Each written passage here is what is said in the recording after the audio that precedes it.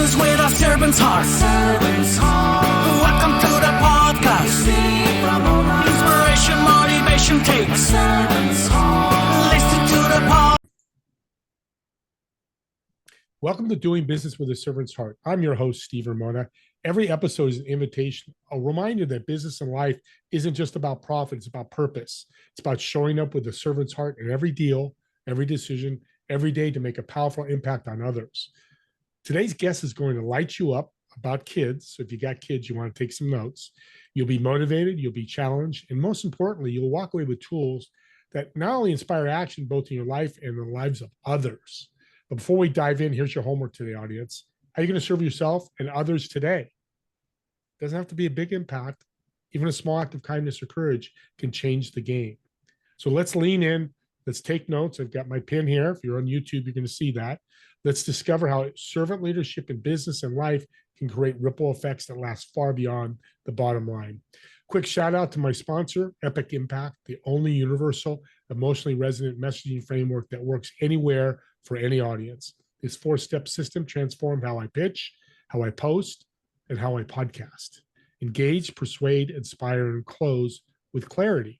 I use it daily and it works tremendously. Grab your free trial at epicimpact.ai with a promo code Steve to start inspiring action today. And we do monthly workshops. So if you're interested in those workshops, we're actually doing one tomorrow. It's Thursday, August 7th. So if you're listening to that today, you can jump on and join us. With that being said, I want to thank everybody in our audience and all our guests, including my guest today. We had top 6 in small business marketing. So we're impacting people. We're making a difference. And that was the whole goal of mine to start this podcast. So from the bottom of my heart, I thank all of you for being part of it and participating. With that being said, David, let's bring you on. Hey, how are you, Steve? Great. Welcome to Doing Business with a Servant's Heart. Thanks. You're a therapist with kids. What's the secret to serve kids? Serving kids. I work with kids ages 3 to 8. And for them, it's more like, they don't communicate like you and I communicate. They're more like in that play world. They create things, they play with different things. And that's kind of the language that I understand. So it's easier for me to get. And really helping them through life challenges, and they can express themselves, work things out through that normal development of play and toys. Yeah, I'm Like 64. being present, being there in the moment, just being that conduit to really show them what they're capable of succeeding in doing, what they have built inside themselves that they could just flourish in. I'm 64. I still love to play. So I guess I have a little kid in me, which is great. You do as well. You were telling me before the show, which is great. Yeah. I think we all have a little kid in us, helps us with our life just a little bit. So you've been doing this for a while. What's a tip you can give parents that are listening? A lot of parents listen to this show because they're entrepreneurs or business owners to help with the play with kids, their 3 to 8-year-olds. Don't have any agenda. Don't have expectations. Like, just play blocks. Like, don't think about, oh, I got to figure this out. Like, what are we going to build and how we're going to build it and what's going to happen? You think a 3-year-old's thinking about that? They're just building up something and figuring out as they go. It's just being present in that moment with them to get into their world, to see what their world looks like from their perspective, Yeah. Like, you don't need to have any rules or regulations or policies and procedures. It's not like, you're not like have a board meeting here. You're kind of playing. Yeah. I know therapists still talk about it. I know I talked to a therapist a few years ago that said when you talk to kids, if you can go down to their eye level, don't talk to them from above. Is that still something that's successful? 100%. Like, if you're trying to like even discipline your kid and you're a parent, you're to them, you're like 10 feet high. You could just physically get down. That can make a world of a difference too, just a physical presence. What inspired you to get in therapy with kids? I always like working with kids. It was just like a natural segue. Like, I love being around them. I understand them. I was working with them like through like when I was younger, like, in camps and different agencies. It was like, I get it. Like, it's just easy. Like, some professionals, some of my colleagues tell me like, why don't you work with older kids or adults or whatever? I'm like, you'll make more money, quote unquote. Like, I said, Yeah, it's just more complicated. Yeah. For me, Yeah. kids are simple. Like I get exactly what's going on. That's not your purpose either. And that's a big lesson here. Your purpose was, your passion was to help work with kids. Yeah. Money Now wasn't an again, issue. even more so to helping parents working with their own kids to show them how I do it, that they can do the same. What's some of the tips that kids can learn? If kids, I have a couple of 16 when they're too older, but 15, 16-year-olds that listen to my podcast. What would you tell a kid if you were talking to them in the audience? How old is the kid? Let's say he's 3 to 8. Let's say we got an audience of 8-year-olds listening to you speak right now. But I'm not really talking their language. Okay. I'd actually play with them, actually form a relationship with them. Like, So you'd sit on the floor and start playing with them, bring them on sure. stage. Very Yeah, cool. yeah. Just really like you have to be like adults, we think logically and we think, okay, what like how do we I remember a parent came in and the kid was 5 years old and she plopped him down in a chair. Okay, Jack, tell David how you feel. I'm like, Mom, this is not gonna work like this. He's not gonna just tell me how he feels. Adults can do that, you Yeah. know? Kids don't understand. Kids are much more expressive, much more vibrant, much more real, much more can project their world through play and toys because that's just natural for them. You don't need to teach kids how to play. You go to any country, any place in the world, kids play. Birds fly, fish swim, kids play. It's just natural. Now, unfortunately, we lose that as adults. That's where the problem comes, because we get so bombarded with whatever we have to do, family, business, work, paying bills. Like we lose that sense of like freedom in a way where kids have, and they feel that, they'll say what they want, they'll be what they want. They don't really think about what's gonna happen either. Like you could take a 3-year-old and he's building blocks. He's building a tower. It builds it up and it falls down. What does he do? He builds it up again and it falls down. He builds it up again, it falls down. He builds it up again and it sticks. But do you think he's being depressed when it falls down? No, he's not on that. He's even laughing when it falls down because he's having fun. And same thing with business. If you build something, you build it up, it falls down. Okay, you laugh and you build it again. You improvise. You keep doing it. Like you don't get stuck on being depressed because something bad happened or you quote unquote failed. If you look at failure as something negative and not like a playful experiment, then you just get stuck being failed on the bottom. But if you look at it as an approach where God's given ingrained in ourselves, like you look at it as like an opportunity or an experiment or a playful approach, you could even think differently. You could expand differently. You could problem solve much more easier. Like you don't get depressed. Like the whole world opens up for you. Like you could just shift that mindset differently, like just like a kid would. Well, let's shift to adults. That's who's probably listening most of. But thanks for that's great advice. I don't have kids myself, but if I have a parent, you made it much easier for parents right now, which is great. So, what motivated you to become a serial entrepreneur? Because it's not easy. I'm one, and it's challenging. It's more like curious. Like I have ideas. I want to do it. I want to execute. Okay, if it doesn't work out, I failed. Like I'll do it again. Like I sold like healthcare magnets one time. I don't know. It was fun at the time, so I tried it out. I worked with a suit manufacturer trying to sell suits. I was going around the city, different stores. I don't know. It was a fun experiment. I was trying it out. I made some money. Yeah, next. Like I'm always like looking to have fun, experiment. It's not like I don't want to just be. I'm like with all due respect, I'm not like an accountant. And that's what I do all day. For me, that would be just boring. People like it. Some people like it. Some people have to like mix it up, be a little bit flavorful. Like when I go to like a restaurant, I don't order mains. I order appetizers. I like to try things out. I like to have Interesting. variations and different things. Yeah. So let's bring money into the equation because I talk to a lot of entrepreneurs and mentors. They're always talking, money. I got to pay bills, got expenses. What you're doing would scare a lot of people. It's like, I missed that one, lost money, missed that one, lost money. What's your thoughts on that?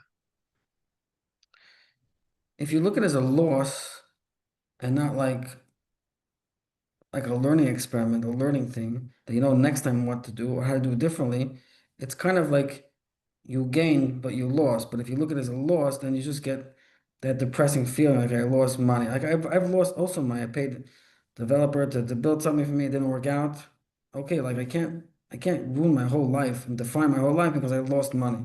Yeah, it stinks, it's hard, and you have to like don't let that define your next day, your next idea, your next thing. Like you could keep on going. If you do, that's the problem where people get. They get stuck into like thinking like I'm a horrible person. I don't know what I'm doing. I failed and I keep failing. But like if you look at it like that, then it just gets depressing. It gets like miserable. Like you don't have that curiosity to try things out. If it doesn't work, you try another thing out. Yeah. Like listen, if you gotta make money, you gotta make money. Like, there was a time I was unemployed. I taught high school.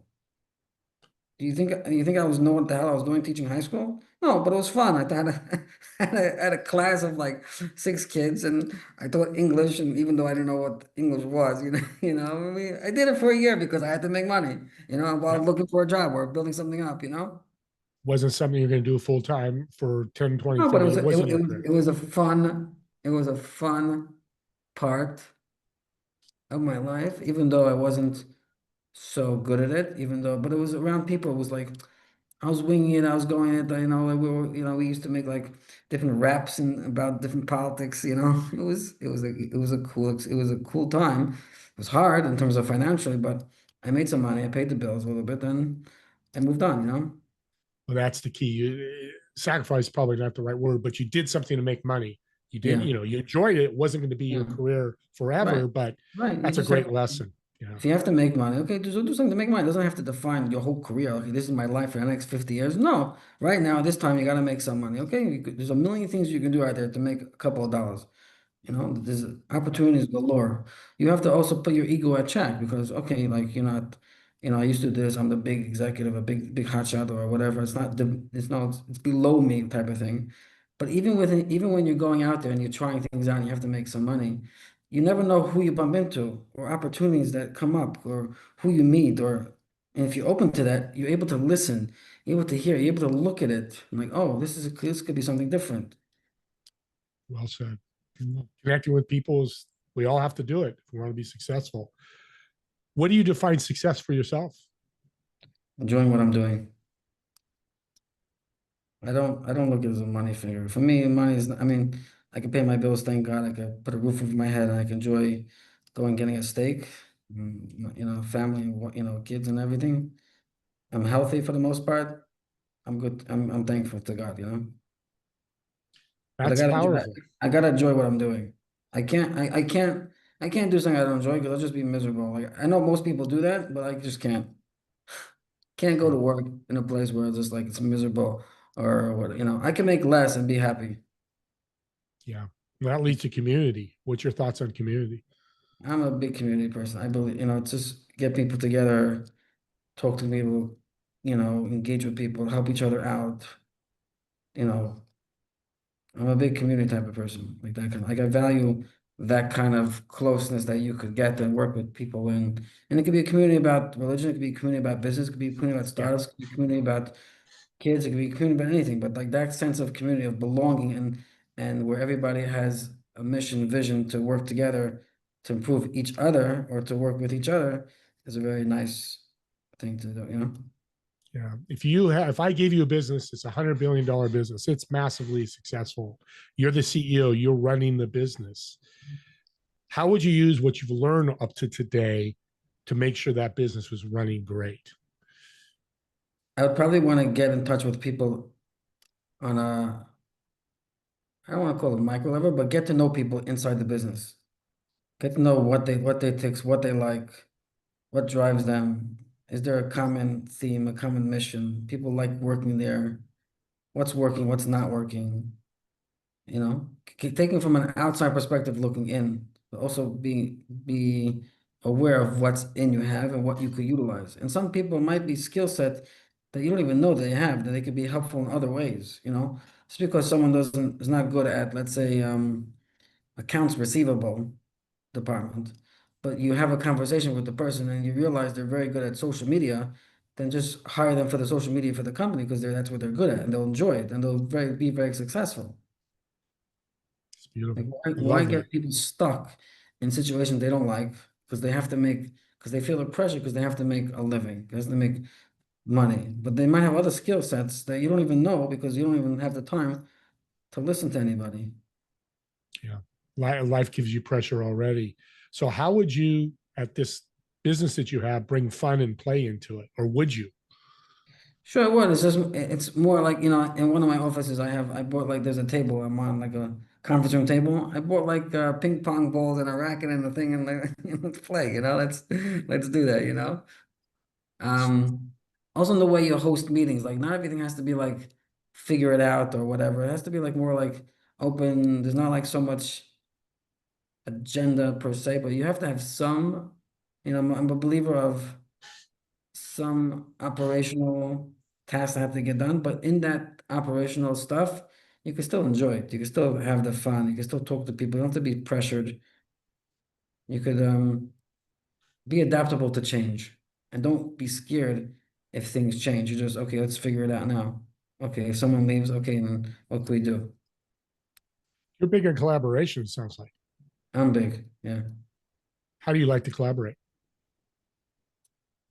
I collaborate with people who are smarter than me, who know things better than I do. I don't need to be the smartest person in the room. I can be the dumbest person in the room. I really don't care. Um, I just like to get things done. I don't care how it gets done, per se, but I want to get it done with the right people. Yeah. It's the whole idea of an entrepreneur in a business, getting things done, ROI. I love it. And I don't need to do it all myself. I don't need to have like I know it best or whatever. I don't have to know it. I can just, delegate, work with people, partners or tap into people's resources and do it. Yeah. So with all you've done and all the people that you work with, what's some common traits of successful entrepreneurs? They're big into relationship. They value relationships. Top, I think, is charge of that. Um, that's the top of the chart. They value relationships, they value loyalty, they value other people's skill sets, and they wanna create, they wanna build, they wanna emulate in a way God, because God creates, and He gave us that ability too to create, whether it's Yeah. business, family, community, whatever it may be. I get asked a question a lot, David, because I believe in building relationships. I built a lot of them like you. I love working with people and connecting. They go, what's some tips how to build a relationship? How do you build relationships when you meet somebody for the first time? I have this notion on a daily thing that I kind of drives me is what can I do for you? I call people up, how can I help you? With zero expectations in return. Just what can I do for you? How can I help you? I'm resourceful, I'm helpful, I got connections, I can do, what can I do for you? Be available for Simple, others. simple question like You that. realize it goes along. I would call people up on the phone. I know the people are not used to like people getting phone calls, but I would call people like 10 people a day. I was like, hey, what's up? How you doing? Checking in. Anything I do for you? Pretty simple.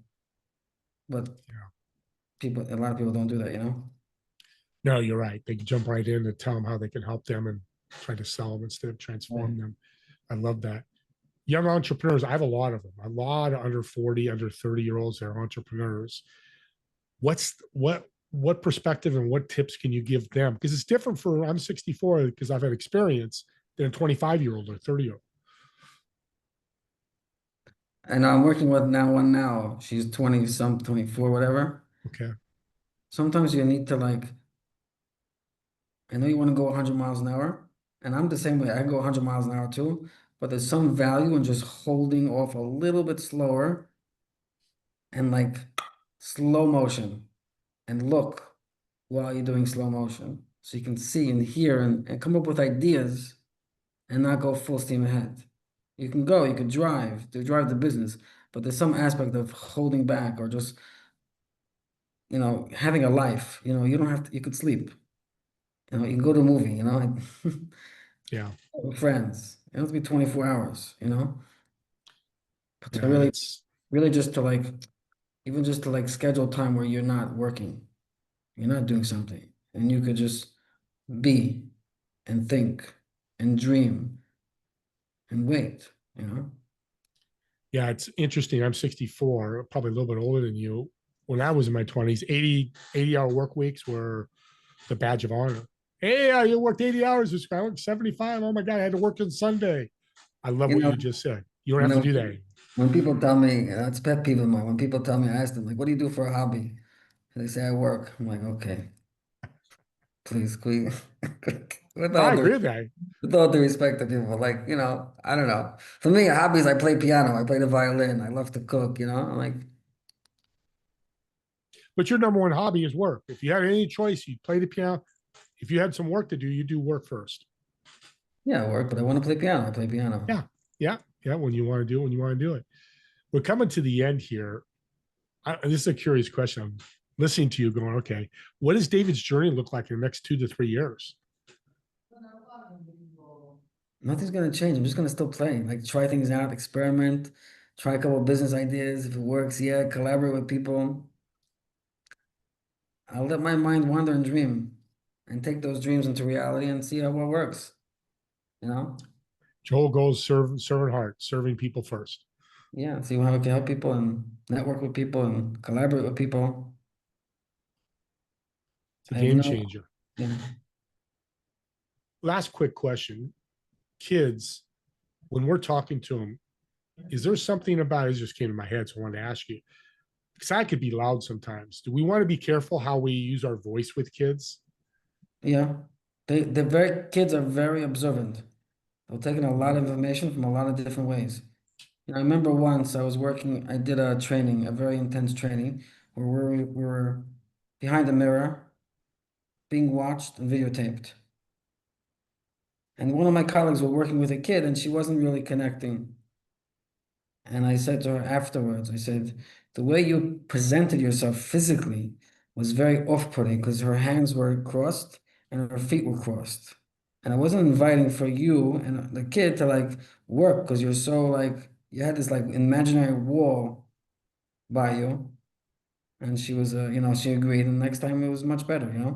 It's the way we are, just physically, the way we are, just like getting down to the kid's level, just physically, how Yeah. we talk, because they're looking, they're watching, they're very in tune with what's going on. And you could fake it, but they know exactly what's cooking. It's interesting you do that with adults, it works as well. But your work with kids, and that's your, I'm glad I asked that question because I was trying to Mhm. relate it to adults. And what you just said works perfectly for adults too. Yeah. I'd come in arms crowd screaming at you, or come in open arm going, David, thank you for being on the, yeah, it's, thank you. Well, let's end with a fun question. I always like to do this question. It's a restaurant question. So I've got a table of 4 for you. You're going to sit in one of the chairs, and the other 3 empty chairs, who would you invite to get to know, converse, chat, collaborate with, dead or alive? And what food would you order for the table? Okay, it's a good one. One, probably a guy named Gary Vaynerchuk. Two would probably be Ronald Reagan. Three would be um, his name is Baal Shem Tov. He's the founder of Hasidic movement. That'd be Hmm. cool. Those are three. You want the one more? No, food now. What kind Oh, of food are we food. order? Food appetizers from lamb to duck to chicken to meat to bison to I After want getting to to know you, taste I'm not I want to surprised. taste them at all. I'll probably get an answer for you after listening to you. It's pretty awesome. Um, you're a blessing. I love what you're doing for kids because to me, kids need more help nowadays than they did 30 years ago. I just, with everything that's going on and mental health and all that, I really appreciate what you're doing. Not having kids, my wife does, but I love kids and I love what you're doing. People listening want to reach out to you. How can they connect with you? They can connect me on LinkedIn, David Schatzkamer. They can also look me up online on a website, but that's therapy related. Center, the number 4, playtherapy.com. And you just work with people locally. You don't work with people on Zoom, or do you? I do, yeah. Oh, so you can work with people across the country. Yeah. Like Okay, parents well, more specifically, yeah. yeah. So Yeah. parents out there, I know you're listening. Reach out and talk to them. Thanks. Makes you a better parent. Life's much easier, I would imagine. So again, I'm a Yeah. step parent, but still not the same as a parent. So different dynamic. Again, thanks for being on and taking the time, being a great guest. Audience, subscribe to the YouTube channel. And here's a perfect example why. Yeah, I love my subscribers, but here, these are gifts and you're listening and you're a parent, you get to listen to it again because it pops in your email. Or you have a friend that's struggling as a parent. I just found the guy for you. David's your guy. Have them listen to it for 10 or 15 minutes and go, man, this is great stuff. And then they reach out to David. Maybe David helps them.